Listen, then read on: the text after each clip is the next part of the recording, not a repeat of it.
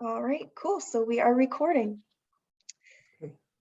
All right. Well, hello, everybody. Thanks for joining another SDE session. My name is Julia Petrie from Search Discovery. So I'll be moderating behind the scenes today. So for those of you that are new to the SDEC, we're a free educational community that offers sessions just like this under the categories of digital marketing, analytics, and more. And today's session is going to be under the area of digital strategy with Kevin Hillstrom about customer development and turning them into turning prospects into loyalists. So if you're on this call or watching this recording and are not already a member of the SDEC, it is free to join, and I'll be pasting a link in the chat here shortly where you can join. If you have any questions for the presenter during today's session, please feel free to add them to the Zoom Q&A area, and we'll get to those towards the end of the presentation. So there's also a Slack group that will allow you to see all the past recordings, so feel free to explore there. During this session, if you have any technical difficulties or need help just regarding the SDEC, I'll be looking in the chat where you can use that to communicate with me. If you have any questions for today's speaker, Kevin, feel free to put those in the Zoom Q&A. And now I'm going to hand the mic over to our presenter, Kevin, today. And thank you so much for presenting.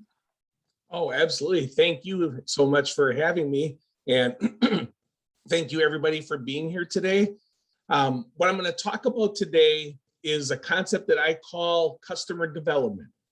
And so a lot of my clients, when I am analyzing their information, the clients are very, what I would call campaign centric. And so in other words, what they're focusing on is they're focusing on all their digital campaigns, and they're measuring conversion rates and they're measuring return on investment.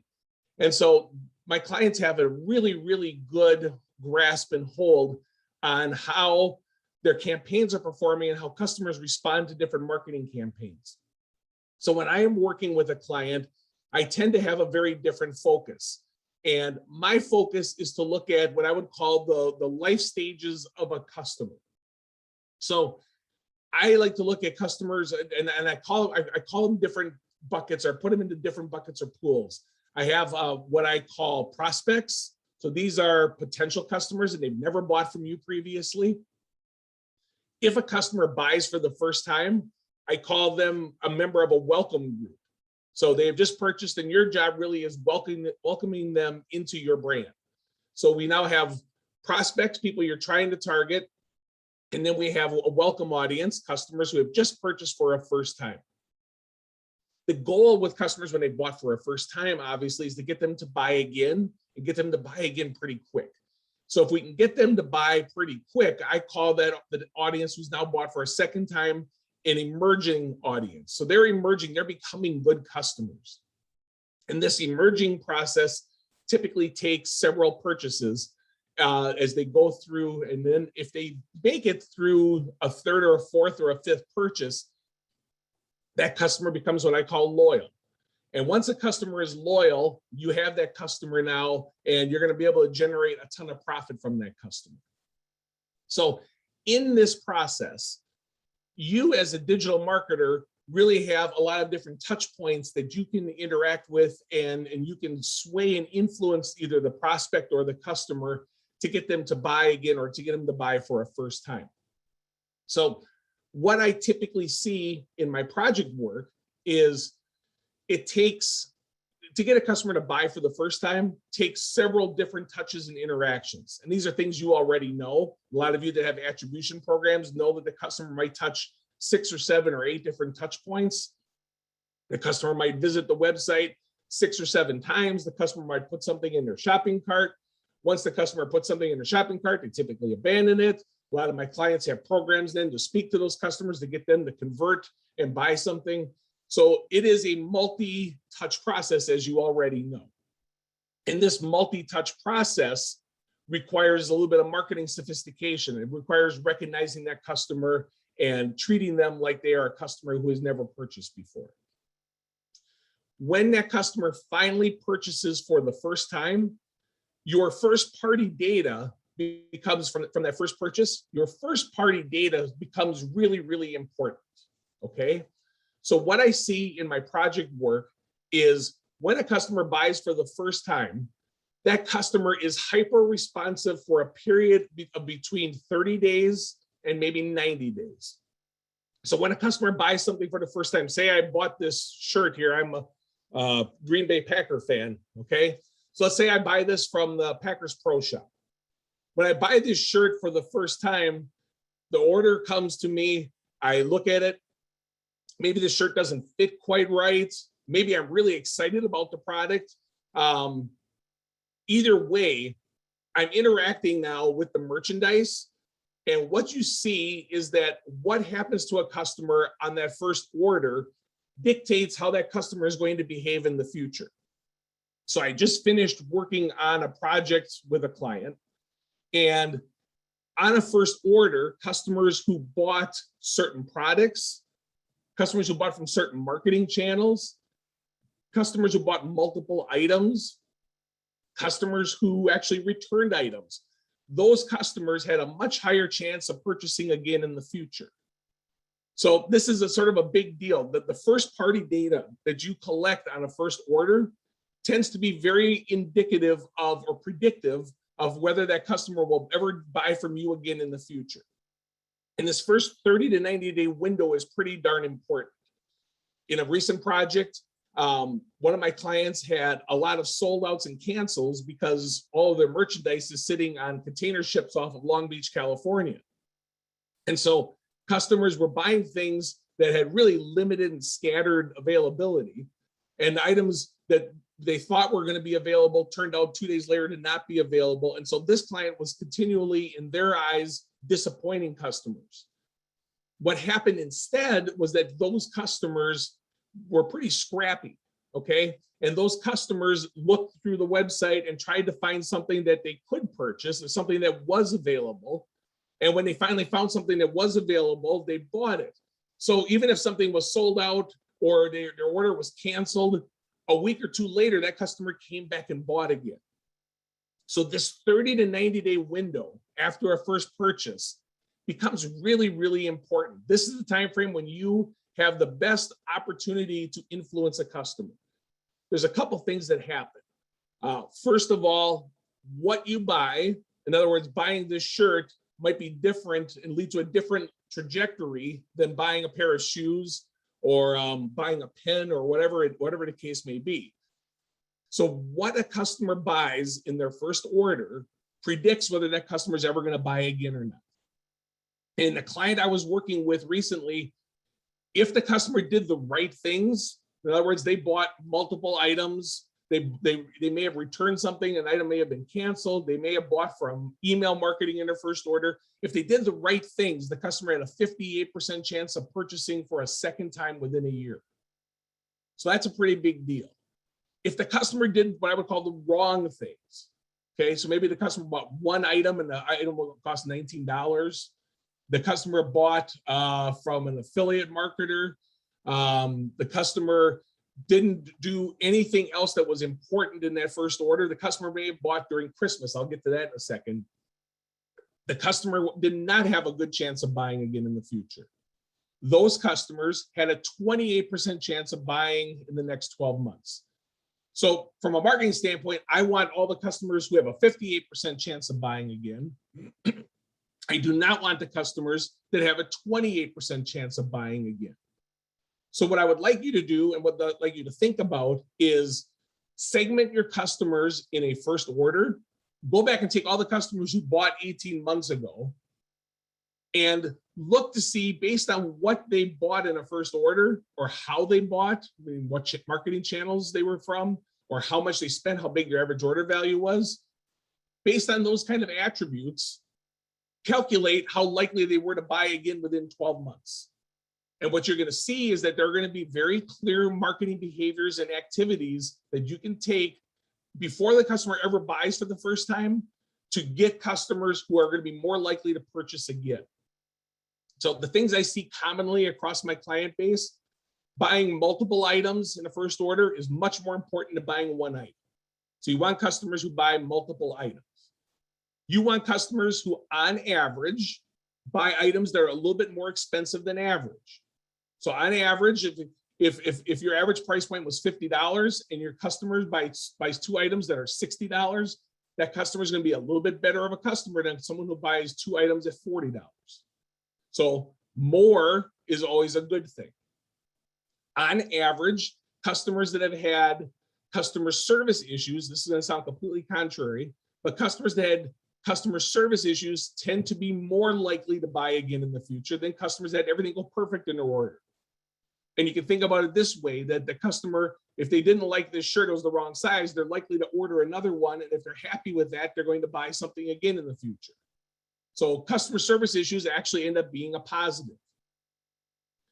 If a customer buys during what I would call holiday or Christmas timeframes, so in other words, the customer buys for the first time around Cyber Monday, the customer buys for the first time in the month of December, especially the first half of December, in almost all of my projects, these customers are worth considerably less than customers who buy during other times of the year.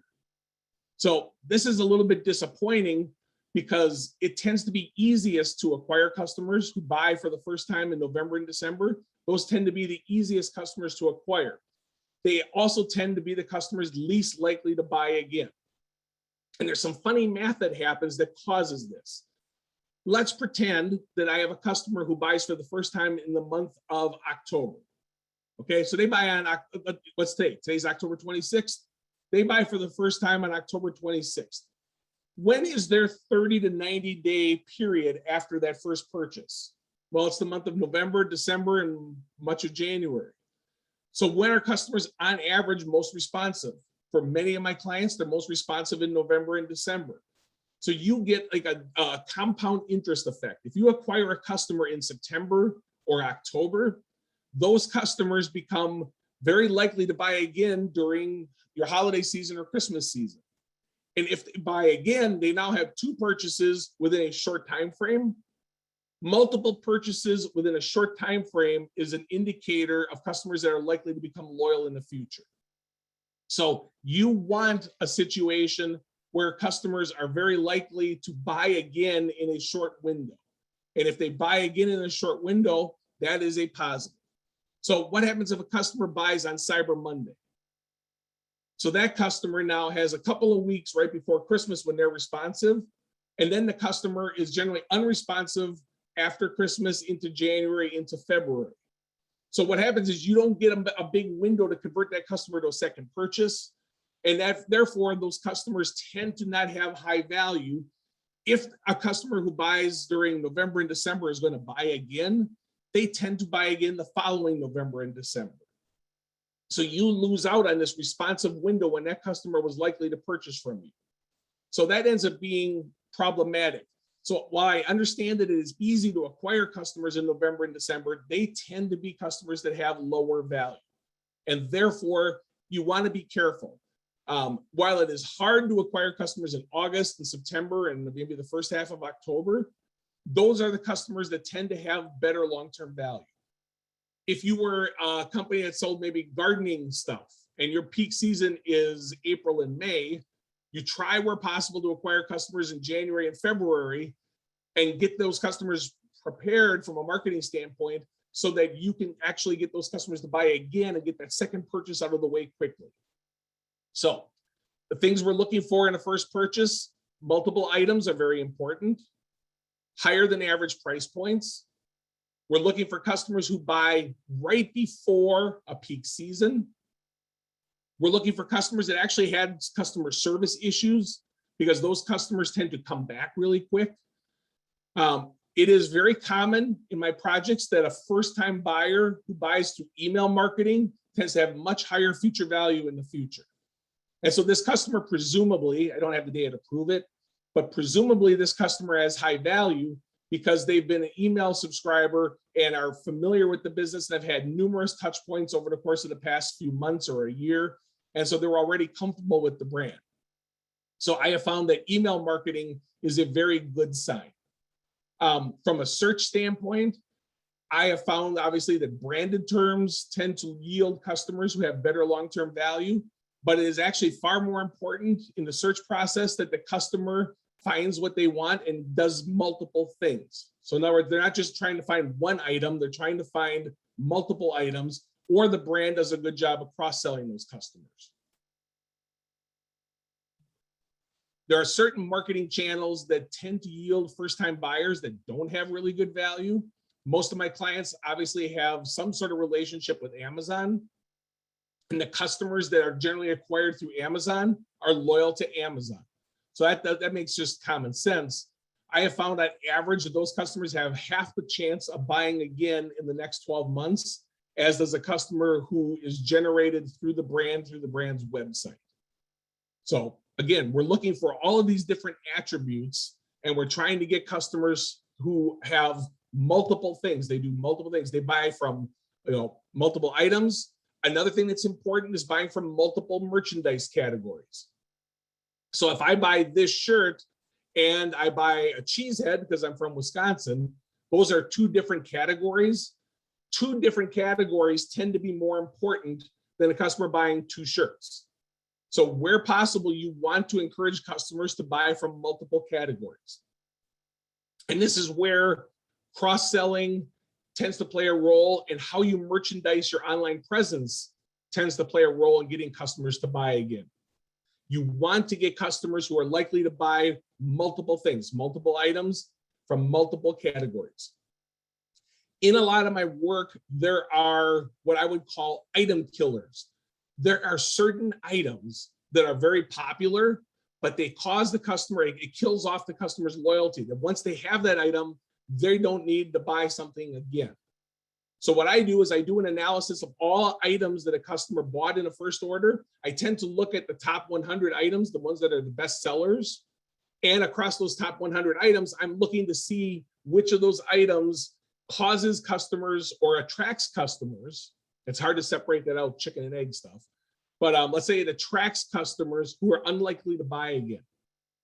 And there are always 10 or 12 really popular items that attract customers who don't buy again. So those become items that I would encourage the marketing team or the merchandising team or operations team to de-emphasize online. So in other words, you can still offer those items and you generate all the sales from them, but you may not feature them in an email marketing campaign, for instance. So look for items. What I do is I just take a simple report. I take all the items that were purchased during the month of, let's say, October 2020. And then I measure how likely the first-time buyers are from October 2020 to buy again in the next 12 months. And that I'll do that by item, and I rank order the items from top to bottom. And that gives me a really good idea of the items that are killing off customer loyalty. So does that make sense? We're looking at multiples. We want customers to do multiple things. We want customers to buy from product categories that lead to more loyalty.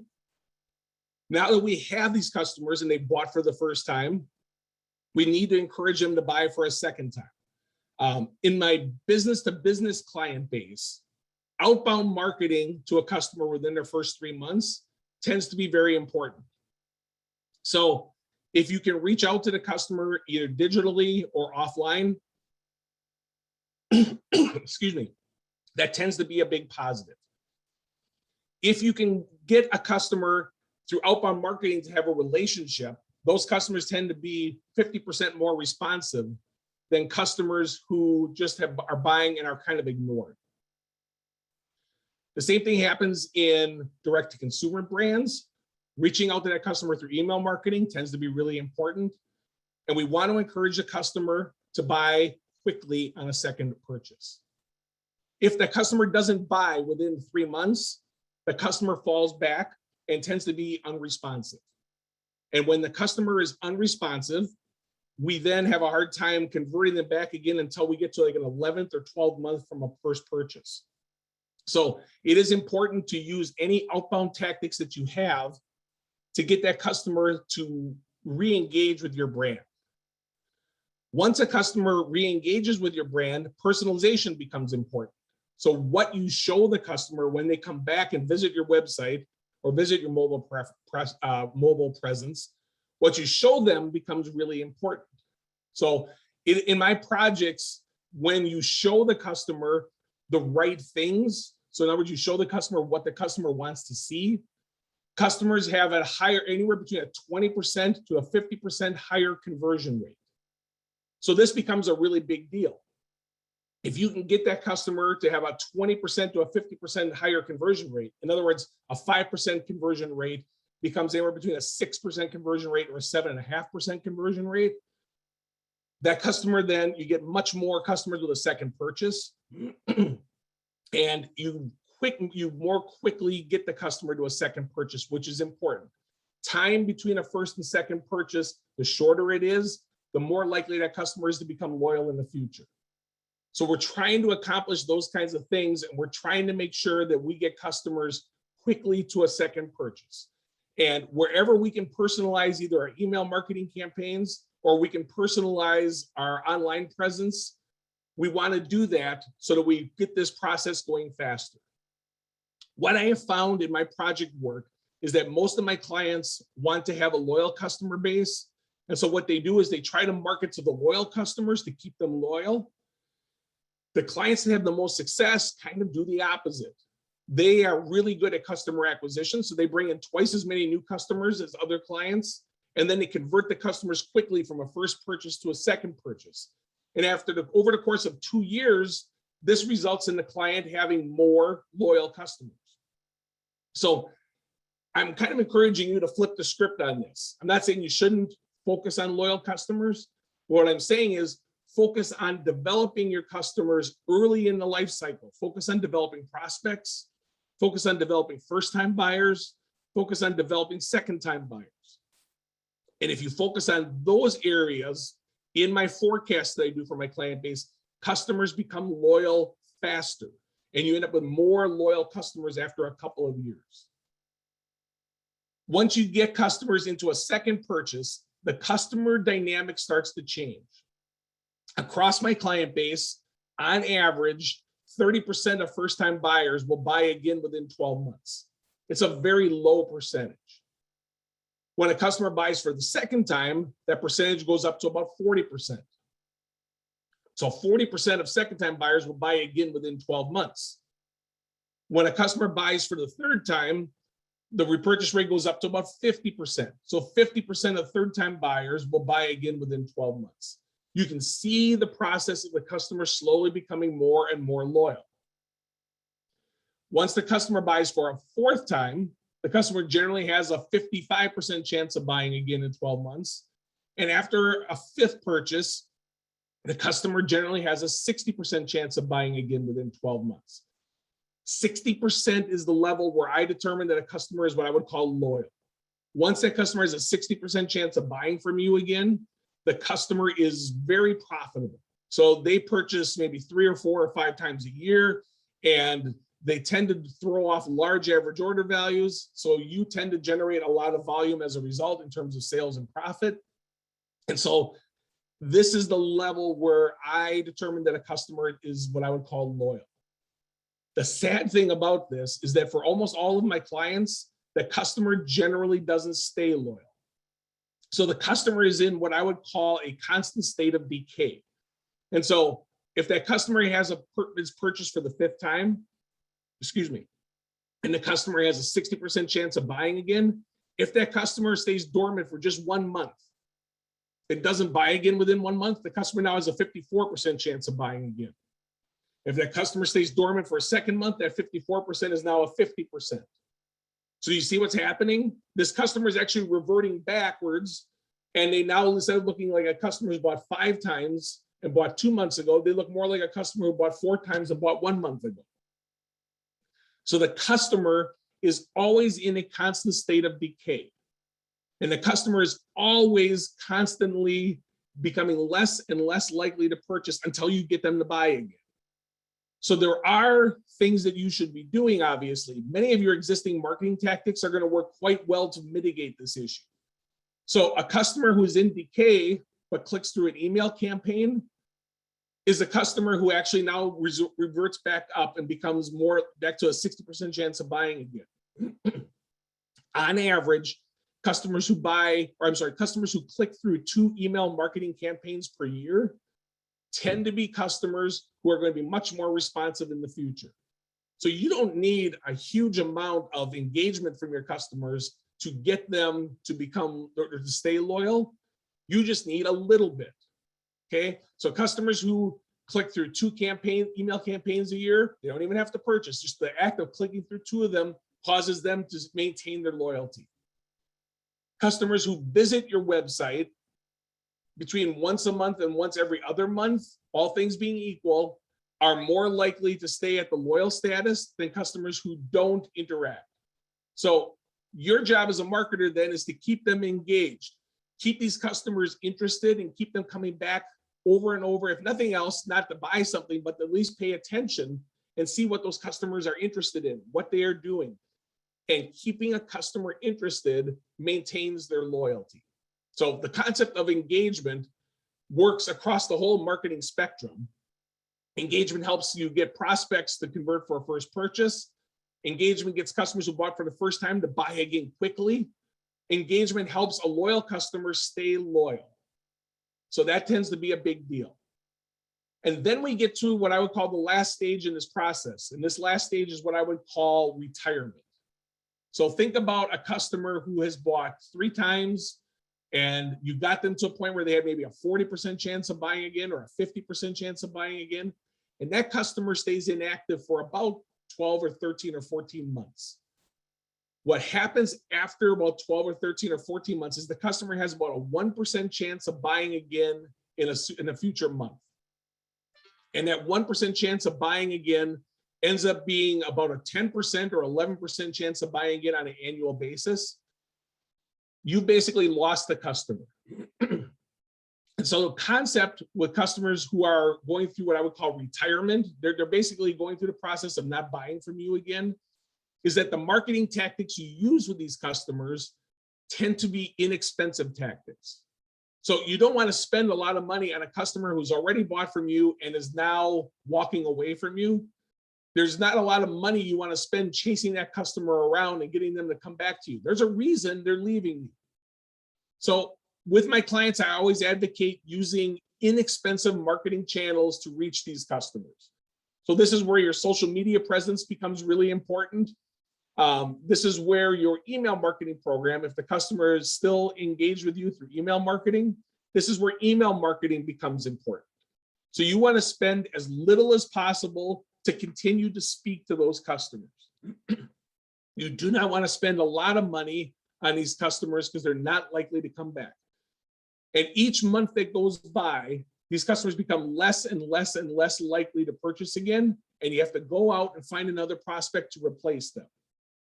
So I want to briefly touch on this process and how COVID impacted this process. So 19 months ago or 18 months ago, I guess it was 19 months ago, when we all went into lockdown for a little while, most of my e-commerce clients had a tremendous glut of new customers in March 2020, April 2020, May 2020. Most of my clients had 50% to 100% increases in new customers. And so all of these new customers came onto the brand. And so if you think about your customer file as this living, breathing thing, you had a tremendous number of new customers at what I would call the top of your file. They are very recent customers. They've all bought within 1 or 2 or 3 months.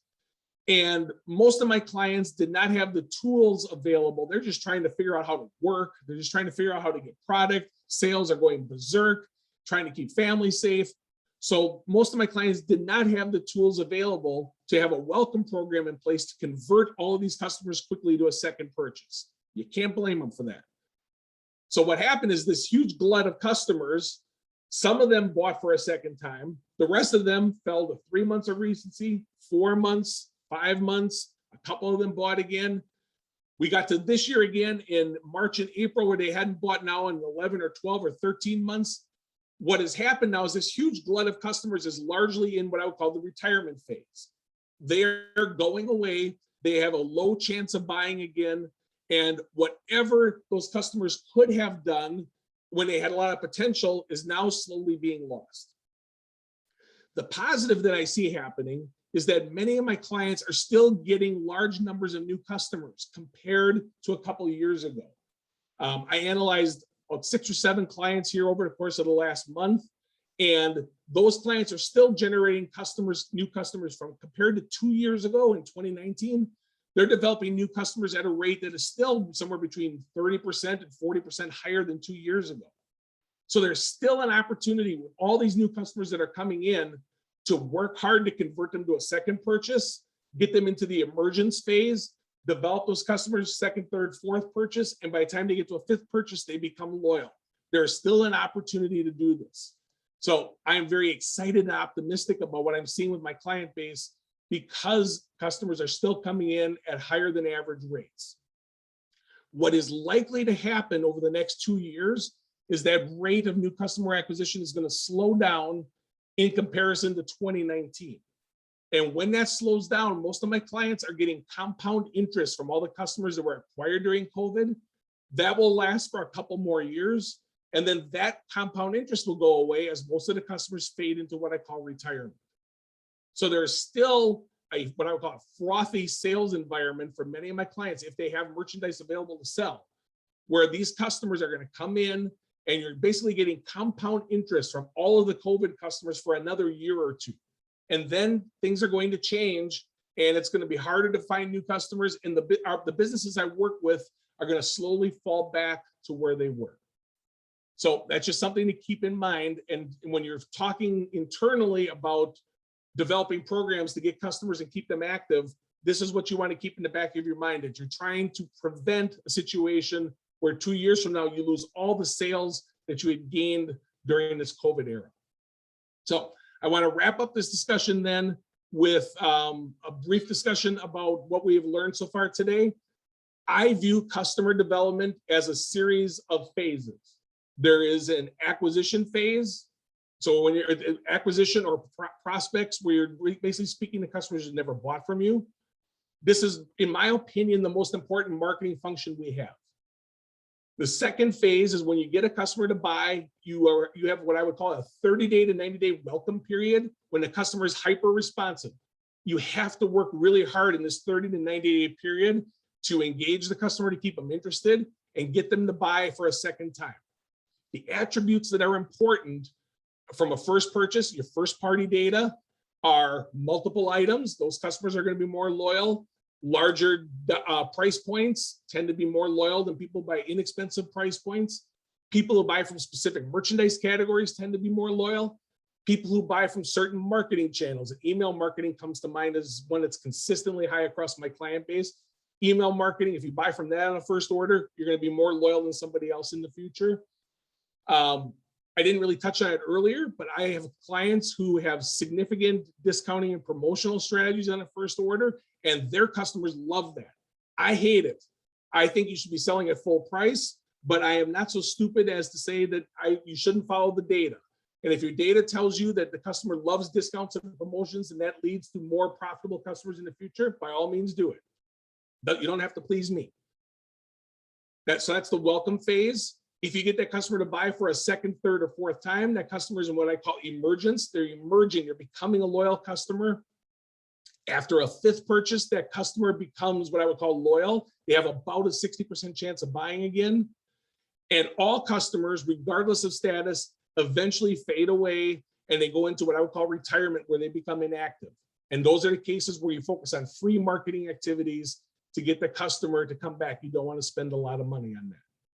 So with that, I think I've used my half hour here, and we should probably focus on any questions anybody might have. Yeah, we did see a few questions come in, but that was amazing. Thank you so much for sharing all those great insights. Oh, no problem. All right. So we did see one come through. So how are your marketing channels attributed? Last touch or credit to each touch points, or the first touch? All of my clients use different methods. So most of my clients are probably using last touch, and So I'm not going to argue about what is right or wrong. I have some clients that fractionally allocate their orders to different marketing channels based on, if the customer touched search and email, they're going to give 50% credit to search, 50% to email. What I have found is regardless of the attribution method that my clients use, the concepts in customer development don't change. So it's the same concepts with a first order, second order, et cetera. So my preference is to fractionally allocate based on what channels the customer touched, but it doesn't impact my work or impact the work of my clients in coming up with a process to deal with customers in different life stages.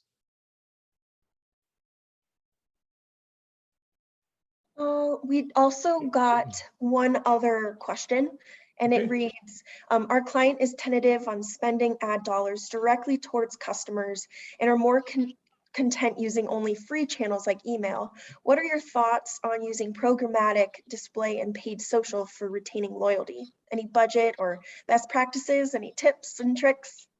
Yes. So, excuse me. To me, this is all about a trade-off, okay? So the trade-off is when I acquire a customer, how much is that customer going to spend in the future and how much profit are they going to generate? So let me give you an example. Let's pretend that you use paid social and you acquire 1,000 customers. And on that first purchase, excuse me, you lost $3,000 marketing to those customers. Some marketing managers would say that's bad. I want to make profit on every order. I don't subscribe to that.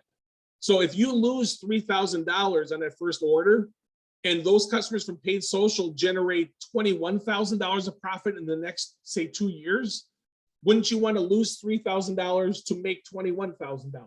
I would. So what I have found as an average across my client base is as long as the customer pays you back all the profit you lost acquiring them within 12 months, on average, your business will be more profitable in the future to invest the money and lose money acquiring these customers. So I have also found that whether it's paid social or other digital channels, those typically relate to customers who are prospects or first-time buyers. And when I analyze the customer life cycle, as customer goes through a second, third, fourth, fifth purchase, the customer is less likely to touch digital channels and is more likely to touch old school channels like email marketing or just randomly show up at your website with no prompting whatsoever. So on average, you are doing these digital channels to find all these customers and develop your prospects. Those prospects then you convert to a purchase. As long as you get your profit back within 12 months, you're going to be ahead of the curve. And those customers 2 or 3 years from now will become your loyal customers. So the reason you would do these things today is because those customers become loyal customers 2 or 3 years from now, and you're protecting the future health of your business.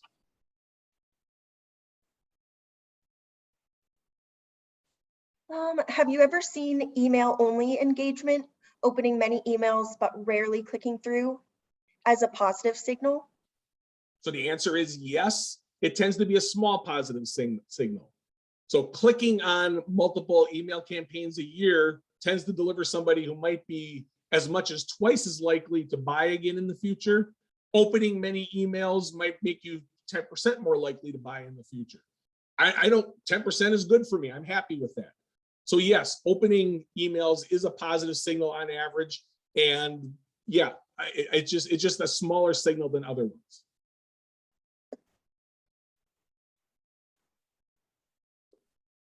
All right, that's all of our questions for today. Okay, sounds good. All right, perfect. Well, thank you so much, Kevin, for sharing all of your great insight today. And thank you everybody for joining the SDE session. Sounds good. Appreciate it, everybody. Of course. Bye. All right, goodbye. Thank you. Of course.